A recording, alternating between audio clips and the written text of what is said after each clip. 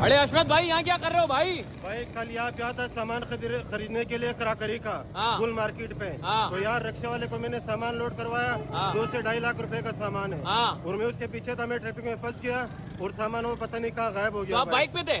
Bike पे था मैं। और वो रिक्शे में था? वो रिक्शे में था। रिक्शे में किसी बंदे को बिठाया नहीं था आपने? नहीं, बाइक से को नहीं बिठा था मैंने, तो ऐसे अंधा इतबार कर लिया था भाई। नहीं यार जी तो, भाई। तो बंदा आपका 2 लाख रुपए का सामान लेके और रफू चक्कर हो गया? रफू चक्कर हो गया। और आज मैं आया हूँ दोबारा चेक करने के लिए। पूरे मार्केट घूम रहा हूँ भाई कि कोई कैमरे चेक करवाए। हाँ। लेकिन यहाँ पे लोग बता रहे हैं कि भाई हमारे बाहर के कैमरे खराब है। नहीं यार, अबे ये तो कैमरे ही काम नहीं वाले करते। के जो है हाँ। एक कैमरा चेक करवाया, 2 कैमरे मैंने बोले हुए कि चेक करवाओ, कह रहे वो 2 कैमरे हमारे खराब चल रहे हैं। तो रिक्शे वाला जबान से कैसा था? कौन पठान था, उर्दू स्पीक था, बलोच था, क्या था? बलोच टाइप का था। बलोच था? जी जी। अच्छा, तो वो लेके निकल गया? निकल गया कल 8:30 बजे से निकला हुआ, अभी तक लापता है। अभी तकरीबन 24 तो हो घंटे सकता है गए। कि आपको ढूंढ रहा हो वो।